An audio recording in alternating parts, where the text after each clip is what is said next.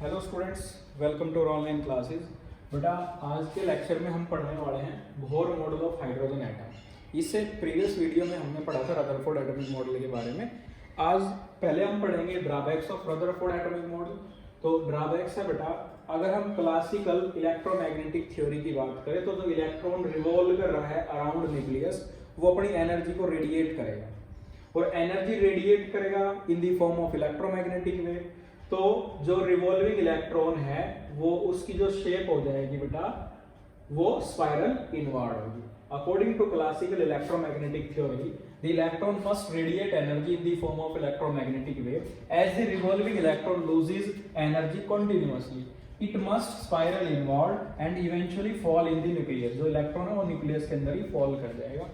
So atom is unstable according to Bohr atomic according to Rutherford atomic model. ये stability हम explain नहीं कर पा रहे हैं बोहर रदरफोर्ड मॉडल के according.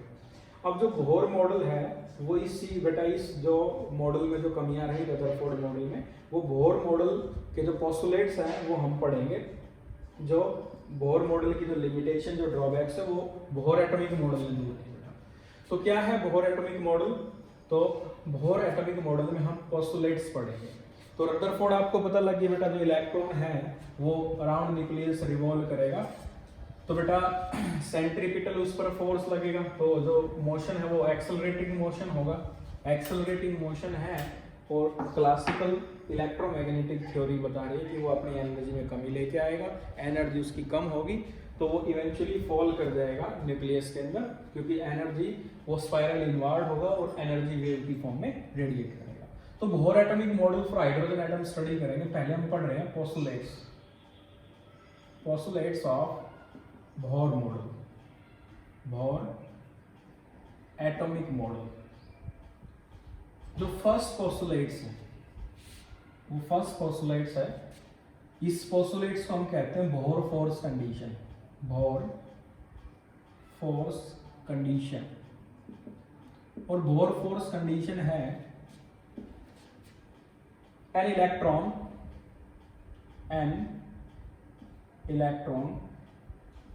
revolve around nucleus in the atom, and electrostatic force is balanced by centripetal force.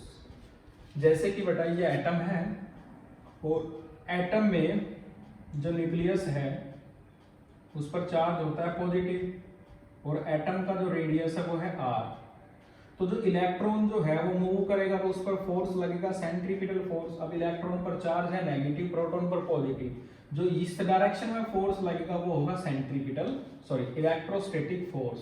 और electrostatic force centripetal force से बैलेंस होगा, यानी कि अगर ये दोनों फोर्स इक्वल है, इलेक्ट्रॉन रिवॉल्विंग इन फिक्स ऑर्बिट, तो बोहर फोर्स कंडीशन की अगर हम बात करें तो इलेक्ट्रोस्टैटिक फोर्स जो कि इनवर्ड है और सेंट्रीपिटल फोर्स जो कि आउटवर्ड है, ये दोनों इक्वल होंगे। और इक्वल होगा तो इलेक्ट्रॉन जो है वो फिक्स ऑर्बिट में मूव करेगा due to accelerating force. Electron revolves in a fix orbit, it means electron is in fix orbit और वो कंटिन्यूअसली मूव कर रहा है ड्यू टू सेंट्रीपिटल फोर्स, और डायरेक्शन ऑफ सेंट्रीपिटल फोर्स और electrostatic force are opposite, so net force on electron is 0। इस condition को आप ऐसे भी लिख सकते हैं कि electrostatic force is equal to centripetal force, और सेंट्रीपिटल फोर्स का फॉर्मूला होता है mv²/r। Centripetal force depend on mass of the body, velocity of the body. Mass यहाँ इलेक्ट्रॉन का होगा, स्पीड भी इलेक्ट्रॉन की होगी, और रेडियस है बेटा r। ये सेंट्रीपिटल फोर्स है। और इलेक्ट्रोस्टैटिक जो फोर्स है उसका फॉर्मूला है 1/4πε0 q1 q2/r। 1/4πε0 हम लिखते हैं k, q1 q2/r। q1 है चार्ज, तो बेटा k इलेक्ट्रोस्टैटिक फोर्स, q1 है इलेक्ट्रॉन का चार्ज जो कि e है, और जो एटम पर जो चार्ज होगा बेटा वो होगा Z × E। Z atomic number है, E चार्ज ऑन प्रोटॉन, एक प्रोटॉन पर चार्ज E है, और total number of proton nucleus में Z या Z है, और जो रेडियस है, डिस्टेंस है इलेक्ट्रॉन और न्यूक्लियस के बीच का, वो है r।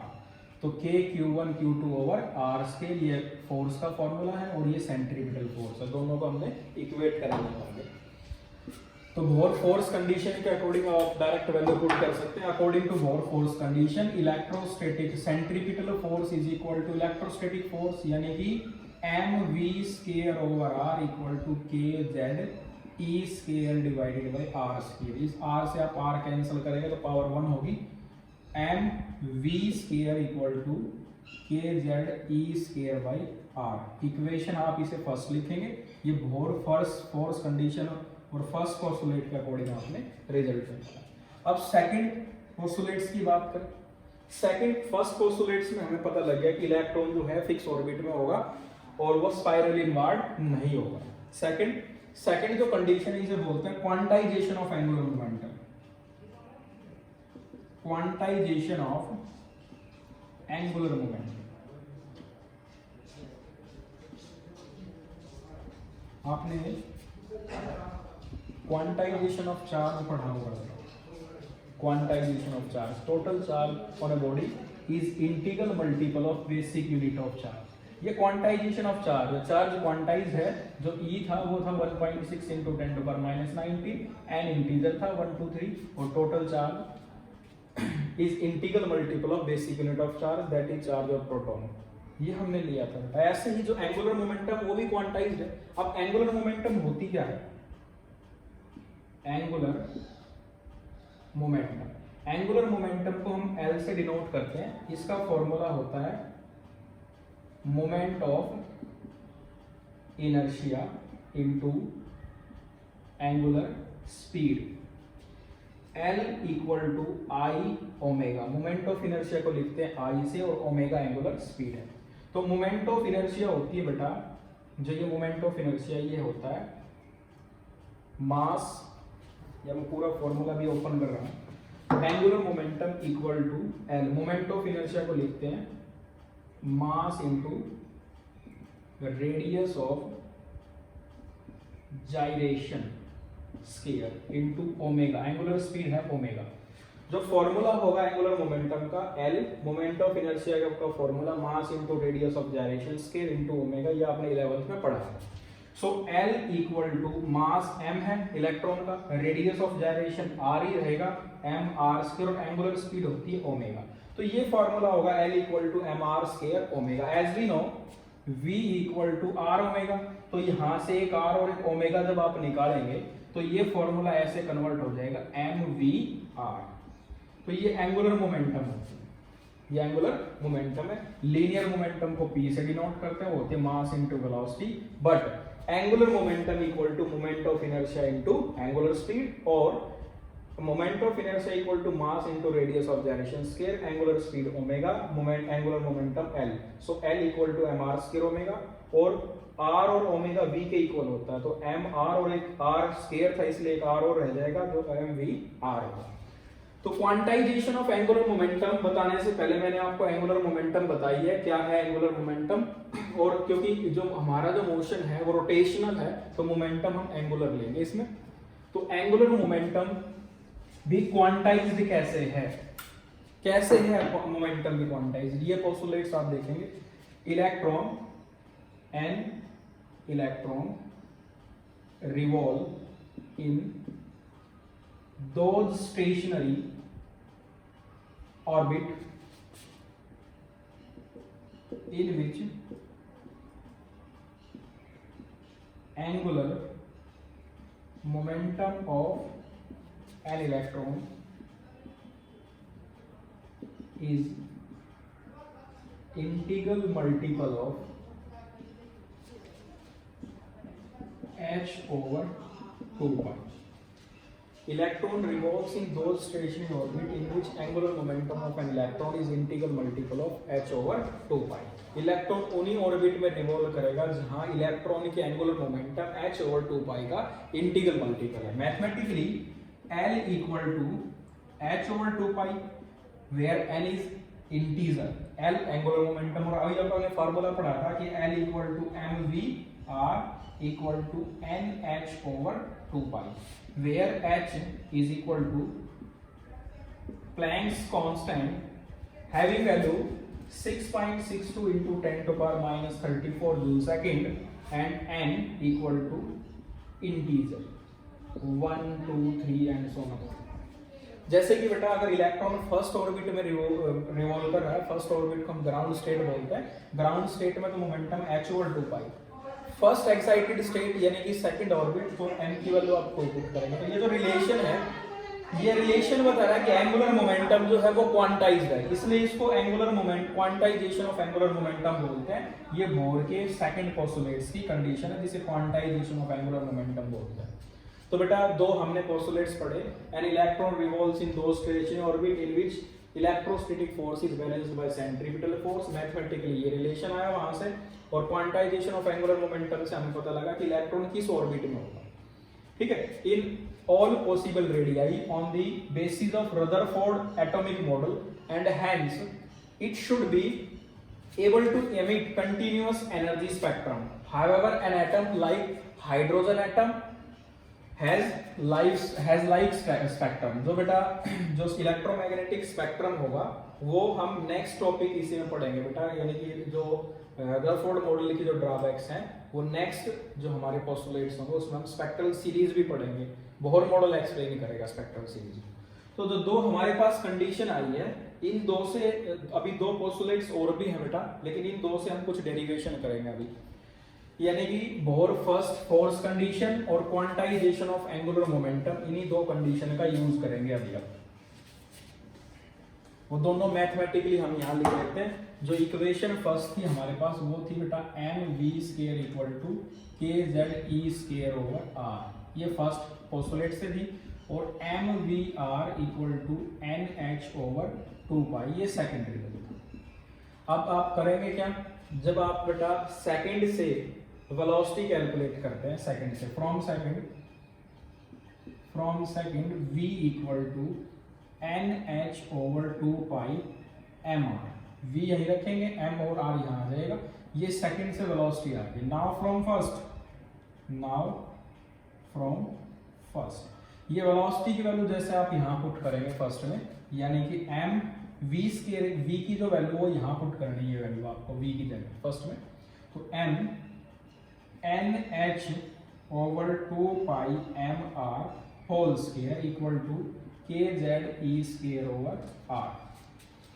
अब बेटा आप स्केल करेंगे इसमें, m n square h square over 2 square है 4, then pi square m square r square equal to kze square over r। r से एक पावर आप यहाँ कैंसिल कर देंगे, m से एक पावर यहाँ कैंसिल होगी, हमें सिर्फ वैल्यू चाहिए r की, रेडियस निकालना बेटा हमें। तो यहाँ से जो कैलकुलेशन करेंगे इस रिजल्ट से जो r होगा, ये r पावर 1 कैंसिल होगी तो सिर्फ r बचेगा यहाँ पर, उसको आप यहाँ ले जाएं। So r equal to n square h square और 4 pi square m kze square, ये रिजल्ट नंबर थर्ड। ये हमारे रेडियस का फॉर्मूला आ गया है। किसी भी मॉडल के लिए आप रेडियस कैलकुलेट कर सकते हैं। तो रेडियस जो है वो एटॉमिक नंबर के इनवर्सली है, मास के इनवर्सली है। मास तो फिक्स है बेटा, के कूलम्स कांस्टेंट, चार्ज भी फिक्स है। तो बाकी जो क्वांटिटी है इसमें जो फिक्स नहीं है वो छोड़कर r equal to n square over z। बाकी क्वांटिटी h भी फिक्स है, 4 pi square m k e square भी कांस्टेंट। एटॉमिक नंबर चेंज होगा तो जैसे आप एटॉमिक नंबर हाइड्रोजन के लिए 1 है, हीलियम के लिए 2 रखेंगे बेटा यहाँ पे, तो होगा क्या, रेडियस डिक्रीज करेगा।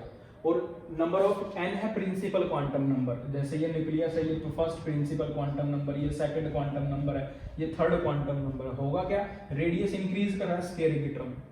क्लियर है बेटा? तो ये फॉर्मूला है, इससे आप बता सकते हैं कि वेरिएबल जो है वो क्या होंगे इस फंक्शन में। अब जैसे ये सारी वैल्यू पुट कर दी जाएगी इसमें, यानी कि h की वैल्यू प्लैंक्स कांस्टेंट है, मैं यहाँ लिख देता हूँ values h equal to 6.62 into 10 to power minus 34 joule second, and Coulomb's constant 9 into 10 to power 9, pi 3.14, E 1.6 into 10 to power minus 19, mass of electron 9.1 into 10 to power minus 31 kilogram, ये coulomb है।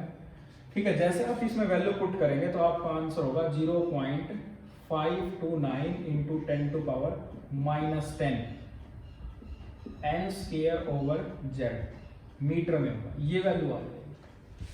अब बेटा इसमें g जो या z जो atomic number है वो अगर आप 1 पुट करेंगे, प्रिंसिपल क्वांटम नंबर 1 पुट करेंगे तो हाइड्रोजन में फर्स्ट ऑर्बिट का जो रेडियस होगा दैट इज 0.53 एंगस्ट्रॉम के आसपास होगा बेटा। ठीक है, तो ये इस फॉर्मूले से आप किसी भी क्वांटम नंबर का किसी भी एटम्स का रेडियस निकाल सकते हैं। तो ये थॉमसन मॉडल वाला ही ऑर्डर है बेटा, 10 to power minus 10 मीटर का ऑर्डर है जो थॉमसन मॉडल ने बताया ना।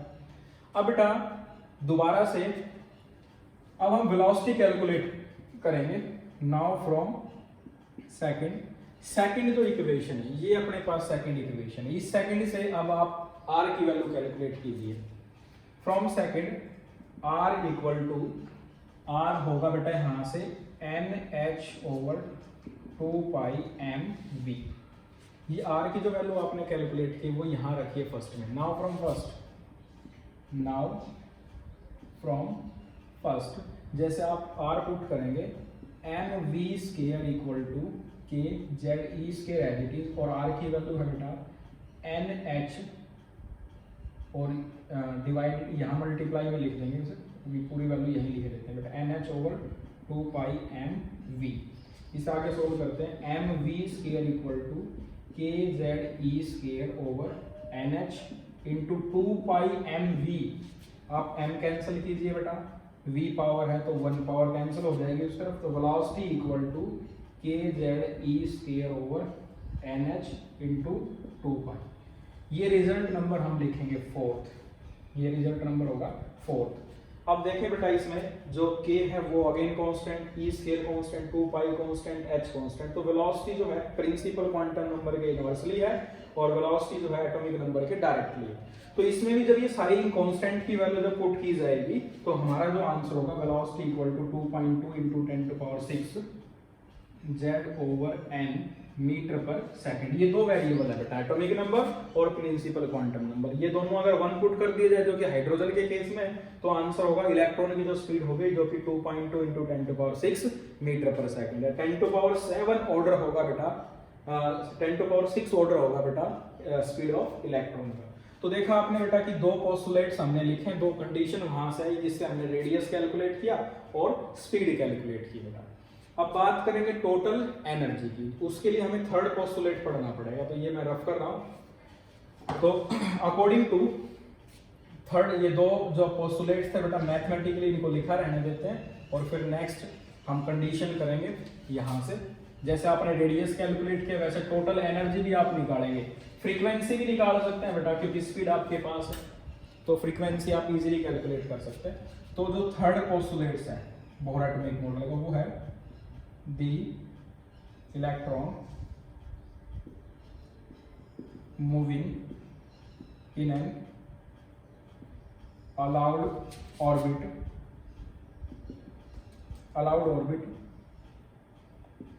does not radiate energy, therefore total energy of electron, remains constant in an allowed orbit। ठीक है बेटा, इलेक्ट्रॉन फिक्स ऑर्बिट में रिवॉल्व करेगा तो एनर्जी रेडिएट नहीं करेगा, एनर्जी रेडिएट नहीं होगी, it means energy of electron in a fix orbit remains constant. Electron की एनर्जी फिक्स ऑर्बिट में क्या होगी बेटा, कांस्टेंट होगी। ये हम प्रूव भी करेंगे मैथमेटिकली। फोर्थ पोस्टुलेट्स है electromagnetic radiation is emitted when the electron jump from a higher orbit having energy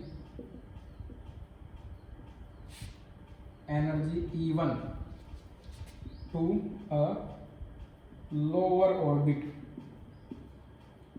having energy E2। यानी कि एनर्जी कब रेडिएट करेगा बेटा? एनर्जी तब रेडिएट करेगा जब इलेक्ट्रॉन एक ऑर्बिट को छोड़कर जिसमें एनर्जी ज्यादा है उससे लोअर ऑर्बिट में जाएगा तो एनर्जी रेडिएट करेगा। अगर वो लोअर से हायर में जाएगा तो एनर्जी एब्जॉर्ब करेगा। It means energy of electron in a fix orbit remains constant. First postulate था बोर फोर्स कंडीशन की इलेक्ट्रोस्टैटिक सेंट्रीपिटल फोर्स बैलेंस होंगे, इक्वल होंगे। Second, quantization of angular momentum. Third है an electron revolves in a fix orbit do not radiate energy. It means energy of electron in a fix orbit is constant. तो constant energy यानी कि total energy हम कैसे निकालेंगे? तो total energy, ये दोनों पोस्टुलेट्स मैंने लिखे हैं बेटा, तो अभी आप टोटल एनर्जी का एक्सप्रेशन और करेंगे और फिर हम स्पेक्ट्रल सीरीज पढ़ेंगे जो कि नेक्स्ट लेक्चर का काम है। तो बेटा total energy of an electron in a fixed orbit हम कंसीडर कर रहे हैं बेटा इलेक्ट्रॉन जिस फिक्स ऑर्बिट में उसका रेडियस r है और इलेक्ट्रॉन का मास m है। तो काइनेटिक एनर्जी, टोटल एनर्जी का जो फॉर्मूला होता है वो होता है kinetic energy plus potential energy.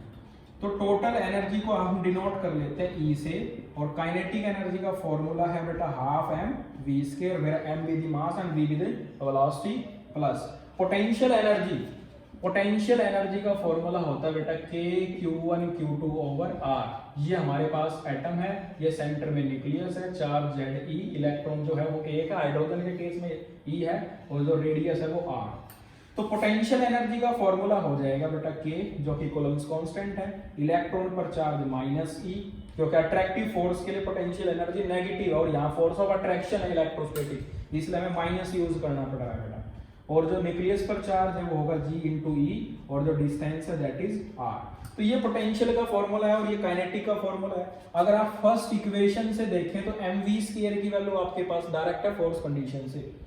So E equal to half as it is रखेंगे mv स्क्वायर फ्रॉम फर्स्ट क्या है बेटा kze स्क्वायर ओवर r। तो आप इस mv स्क्वायर की जगह फ्रॉम फर्स्ट यहां मैं लिख देता हूं फ्रॉम फर्स्ट इक्वेशन, ये हमने पुट कर दिया बेटा कि kze square over r plus नहीं बेटा माइनस होगा kze स्क्वायर ओवर r। इसमें से जो कॉमन है वो आप बाहर निकाल लें, that is kze square over r और हाफ माइनस 1।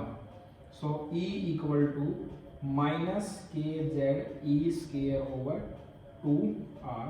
ये टोटल एनर्जी होगी। रिजल्ट नंबर हम इसे लिख लेते हैं फोर्थ, ये फोर्थ। अब एनर्जी के बारे में यहां से रिलेटेड एक क्वेश्चन अक्सर पूछ लिया जाता है तो इसलिए आप थोड़ा इसे ध्यान से देखेंगे। Kinetic energy is equal two plus, kinetic energy never be negative, so plus half mv square की वैल्यू डायरेक्ट पुट करेंगे बेटा kze square over 2r। Equation इसे हम लिख लेते हैं फिफ्थ, ये काइनेटिक एनर्जी है। और पोटेंशियल एनर्जी का फॉर्मूला क्या है? Potential energy equal to minus kze square over r। तो आप इन दोनों को कंपेयर करेंगे, फिफ्थ और सिक्स्थ इक्वेशन को कंपेयर करेंगे।